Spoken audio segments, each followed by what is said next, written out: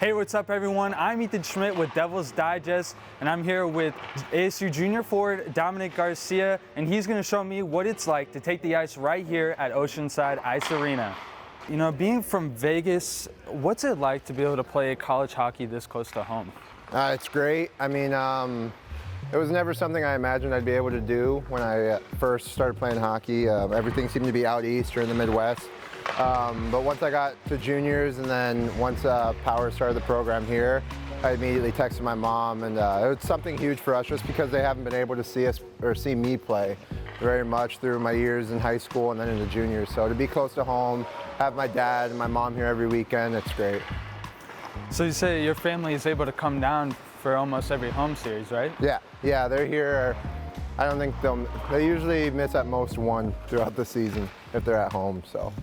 Well, Dom, I know it's November and it's Salute the Service Month, and your family has a big military background. Just what does this month mean to you, and how do you honor veterans? I mean, it's a huge deal, obviously, like you said.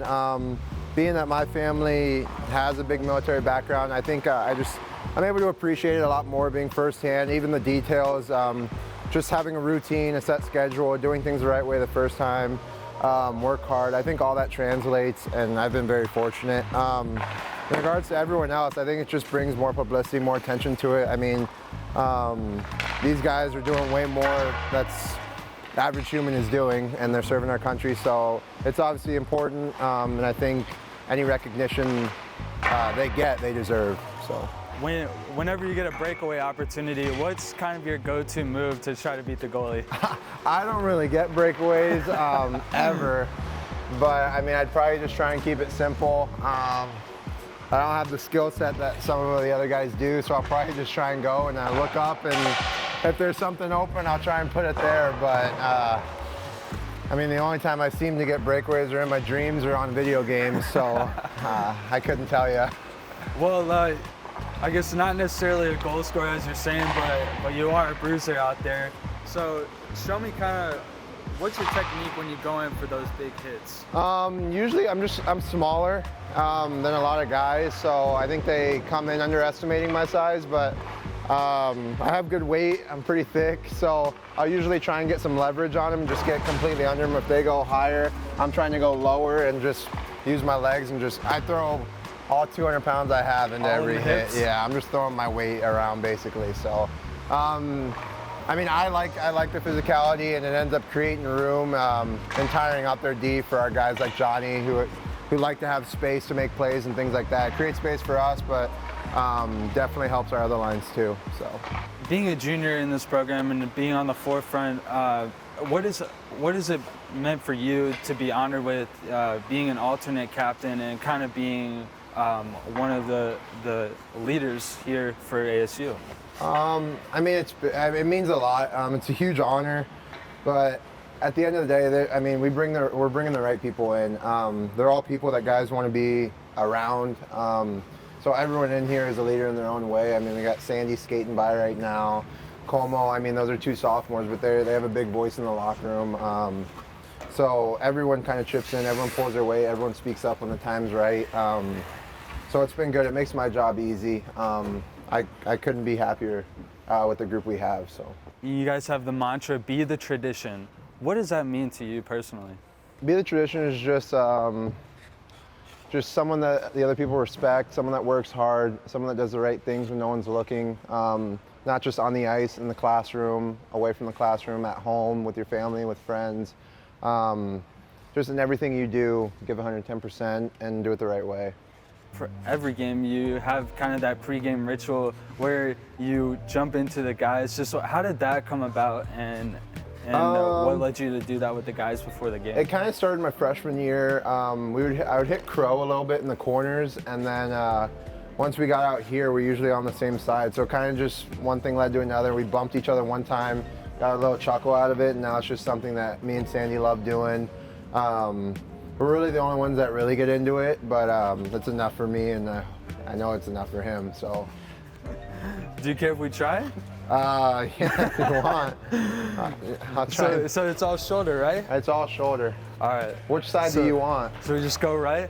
Yeah. Do you want, like, Just, all right. Show what you got. All right. All right. Good balance.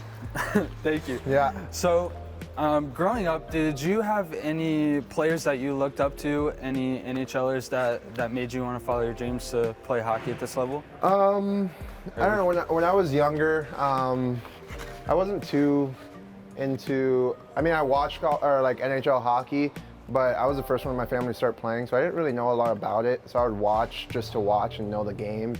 I think as I started, originally when I was young, Minnesota was a huge powerhouse, so I grew up and I liked Kyle Okposo a lot. So being he was African American too, Exactly. I was able to watch him and really like learn to love the game even more through him. So he's helped a lot. I mean now, NHL players I enjoy watching, it would be like Tom Wilson, Miles Wood off New Jersey, just guys that have a scoring touch, but they create so much space, they're physical, they're good teammates, so those are definitely a couple guys that I just enjoy watching now just because I fit more of their style of play. UNLV has called you to come in their locker room sometimes and read off the starters, Yeah. and I know you do that for ASU and to get everybody fired up in the locker room, but what does it mean for UNLV to call it upon you at being a Las Vegas native to do something It's awesome. like that? I mean, I have a good relationship with the staff there. Like Nick Riboni personally, he was one of my first coaches ever when I started playing roller hockey. So it's nice that, I mean, they keep tabs on me while I'm out here and I'm doing the same thing. I know they're at U of A right now. So it's just a good relationship, and I mean, they're doing something in Vegas that's unbelievable. They're growing the game, and that's something I know anyone in my age group and older growing up wish they had. So, I mean, I wish them the best. Did you ever think that it was possible to play Division I college hockey here at Arizona State? No, definitely not. I always thought if I make it this far, I'd definitely I'd end up out east for sure. I've been gone. I think I've been gone from home since my sophomore year of high school. So I mean, I spent my years there in the Midwest and then ended up in Philly. So I definitely thought I'd have to get used to the cold. I actually sold all my winter clothes leaving high school, thinking I was going to Texas for juniors. Wow. And then they ended up moving to Philly. So I got lucky, definitely lucky being here and being able to play here. Thank you for watching. Again, I'm Ethan Schmidt with Devil's Digest. This is Dom Garcia. Dom, thank you so much for being a good sport today and joining us out here on the ice. No problem.